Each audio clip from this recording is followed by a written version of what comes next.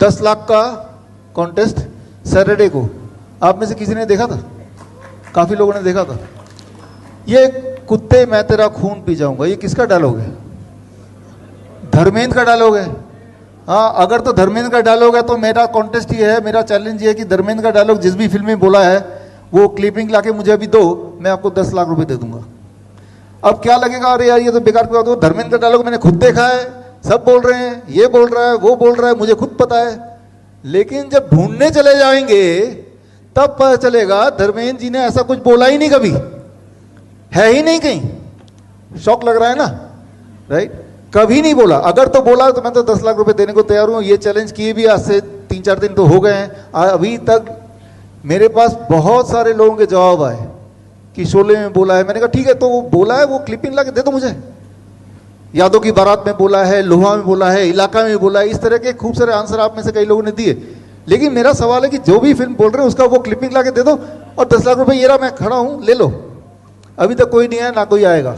वो इसलिए नहीं आएगा क्योंकि ऐसा कभी धर्मेंद्र जी ने बोला ही नहीं, राइट? लेकिन कुत्ते कमीने मैं तुझे जिंदा नहीं छोड़ूंगा वो बोला होगा। लेकिन मेरा सवाल क्या, कुत्ते कमीने मैं तेरा खून पी जाऊंगा, ये कभी किसी ने नहीं बोला। धर्मेंद्र ने तो पक्का ही नहीं बोला, राइट? लेकिन आपके दिमाग में तो फिट है ना कि बोला है। तो मैं यहां ये उदाहरण क्यों दे रहा हूं? ये उदाहरण ये दे रहा हूं, इसलिए दे रहा हूं कि बहुत सारी चीजें जो साइंटिफिक नहीं होती हैं या सच्चाई नहीं होती है, लेकिन हमारे दिमाग को लगता है सच है। वो हमारे दिमाग में कोई भी चीज सच कब लगती है?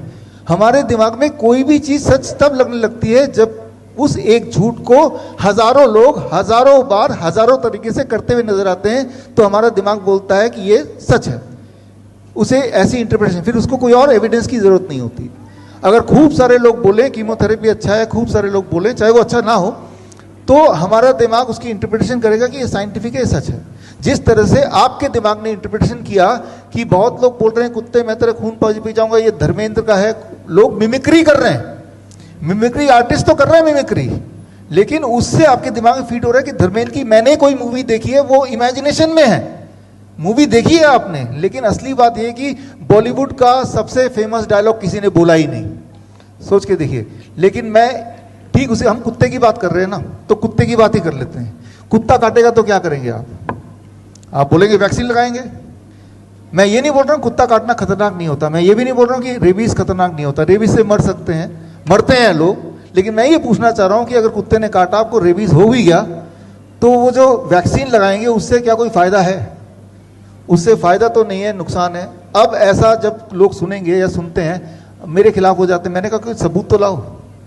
जबकि आप ये किताब में पढ़ेंगे, हमारे आयुर्वेद में, हमारे शास्त्रों में कुत्ते के काटने को बोलते हैं अलार्का विषा, और उसका पूरा प्रोसीजर दिया इस किताब में मैंने डाला है। वो थोड़ा लंबा है, इसीलिए इस लेक्चर का पार्ट नहीं बन पाएगा। ऐसे कई सारी चीज़ और भी लंबी हैं जो इसमें डाला हुआ है मैंने, कि कुत्ता अगर काट ले तो संस्कृत में आज से 4000 साल पहले लिखा है कि तब सिम्टम क्या होंगे, वही सिम्टम जो आज लोग रिकॉग्नाइज करते हैं, और करना क्या होगा, और उसमें नीम का क्या रोल है, किस तरह से नीम आपको ठीक कर सकता है, राइट? तो मैं आपको ये समझाना चाहता हूं, जो असली इलाज है जिससे इंसान घर पे ठीक हो जाए, उसे तो छुपा के रख दिया।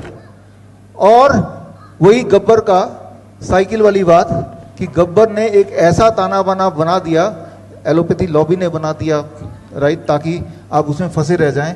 तो अंत में मैं यहाँ पे यही बोलना चाहूंगा कि बड़े से ये किसी ने भेजा मुझे, सर वो कुत्ता मिल गया जिसका खून धर्मेंद्र ने पिया था। मैंने कहा कॉन्टेस्ट ये नहीं है कि वो कुत्ता कौन सा था, आप सिर्फ वो क्लिपिंग दो। तो इस तरह से लोगों के जवाब खूब सारे आए, लेकिन असली बात नहीं आई, वो क्लिपिंग नहीं आई, राइट? तो खैर, आज के इसके कंक्लूजन में मैं ये बोलूँगा कि आपने जो यहाँ समझा, अपने सामने साक्षात एविडेंस देखा, और अगला एविडेंस ये है जब आप खुद करेंगे और खुद देखेंगे, अपने बाकी पेशेंट भी देखेंगे जो नए पास आउट्स हैं।